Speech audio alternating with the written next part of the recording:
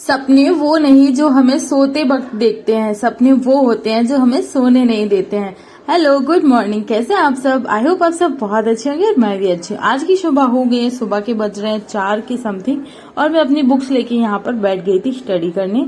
और 4 से 6 2 घंटे की स्टडी कंप्लीट करने के बाद फिर मैं अपना डेली रूटीन स्टार्ट करती हूँ। तो परिश्रम सफलता की कुंजी है और धैर्य उसकी सीढ़ी है। लगे रहो भाई और बहनों, एक न एक दिन जरूर आएगा जब हम और आप सफल हो जाएंगे। सफलता की राह पर असफलता की भी सीढ़ी है। मतलब आप जब सफल होने के लिए कुछ कोशिशें करते हैं तो उन कोशिशों में कभी कभी हम फेल भी हो जाते हैं और कभी कभी हम बहुत जल्दी पास भी हो जाते हैं। इसलिए उम्मीद हमें यही करनी है कि टाइम थोड़ा लगे या कम लगे, पर हमें सफल जरूर होना है। तो मेरी सुबह होते ही मैंने अपनी घर की क्लीनिंग करी, स्टडी कंप्लीट करने के बाद, और फिर नहा धो के आ गई थी। तो आज मेरा काम सारा जल्दी हो गया था और अभी बज रहे थे 8:30। मैंने सोचा 1 घंटे आराम से पढ़ लूं और उसके बाद पूजा पाठ करने के बाद फिर खाना बनाना स्टार्ट करेंगे 10 बजे, और 10 बजे से 12 बजे तक खाना पीना बना के 2-2.5 घंटे लग जाते हैं। खाना बनाओ, खिलाओ सबको, और उसके बाद किचन की भी क्लीनिंग करनी होती है। तो वो सब करने के बाद फिर मैं आराम से बैठ जाती हूँ अपनी स्टडी करने। और स्टडी में मैं सबसे पहले मैथ सॉल्व करती हूँ दोपहर में, मतलब सुबह 12:30 या 1 बजे तक काम खत्म होता है। उसके बाद सारी अपनी मैथ कवर करती हूँ और उसके बाद जब भी टाइम मिलता है फिर रीजनिंग और जीएस पढ़ती हूँ। और फिर जब भी मैं रात को या सुबह या दोपहर और एक्स्ट्रा टाइम पढ़ती हूँ तो उस टाइम में अपना बस जीएस लेके बैठती हूँ। लेकिन जब मैं खाना बना के जाती हूँ उस टाइम में 1, 2, 3 बजे के बीच में अपना मैथ ही सॉल्व करती हूँ, क्योंकि मेरा मैथ इतना ज्यादा अच्छा नहीं है जितना कि एक एस्पिरेंट का होना चाहिए सफलता पाने के लिए। तो मैथ में मुझे थोड़ी सी मेहनत करनी पड़ेगी, कोई बात नहीं, हम करते रहेंगे। रास्ते कोई कठिन नहीं होते, मंजिल कोई बड़ी नहीं होती, मुसीबतों से जो अड़ा नहीं, हारा वही है जो लड़ा नहीं। ये वाला क्विट मैंने कल भी बोला था और रियल ये हकीकत है।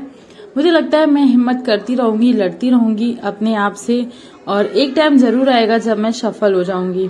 सो यहाँ पे मेरा खाना पीना बन के तैयार हुआ और मैं यहाँ बैठ गई थी सबसे पहले अपनी जीएस की बुक्स लेके। और इससे पहले मैंने मैथ सॉल्व कर लिया था। बाकी आज मैंने मैथ तो थोड़ा ही सॉल्व किया था 1 के बीच में। फिर अभी मैं जीएस कंप्लीट थोड़ा सा करने के बाद मैथ सॉल्व करूंगी, क्योंकि मैंने आज टॉपिक जो उठाया था वो मुझे थोड़ा सा सर ऊपर जा रहा था और मुझे बोरिंग लग रहा था। फिर मैंने सोचा थोड़ी देर जीएस पढ़ेंगे, उसके बाद फिर उठा लेंगे मैथ, जिससे मैथ में भी मन लग जाएगा और आराम से हम पढ़ पाएंगे। तो आप लोगों की कैसी चल रही है पढ़ाई? मेरी तो ऐसे ही चल रही है, कभी टाइम निकलता है, कभी कुछ टाइम निकलता है, तो बीच बीच में जो भी टाइम निकलता है उस टाइम अपने आराम से पढ़ाई कर लेते हैं।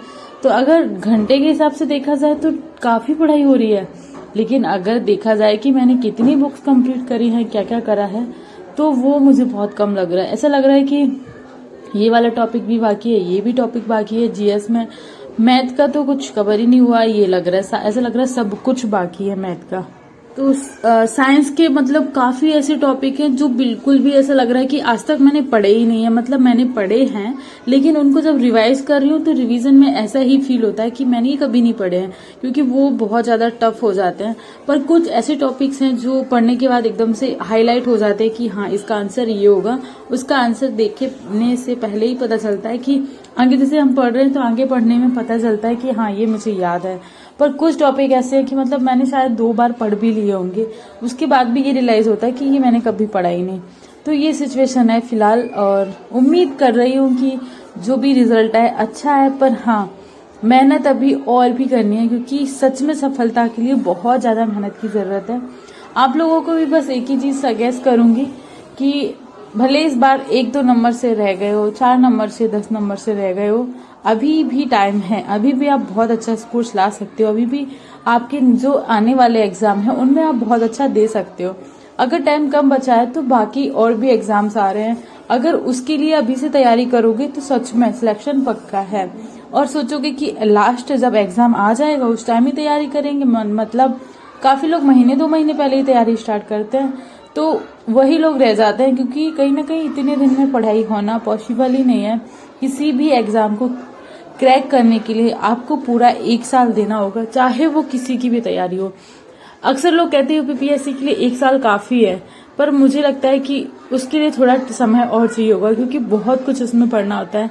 पहले तो आपको अपना माइंड सेट करना होता है, तब तक आप मेंटली सेट नहीं हो कि आपको पढ़ना कैसे, क्या करना, सारी चीजें नहीं है। तब तक पॉसिबल नहीं है कि आप कुछ भी पढ़ो और आपको याद हो रहा है और आप उस माहौल में ढल पा रहे हो। माहौल ही चेंज करना मुश्किल होता है।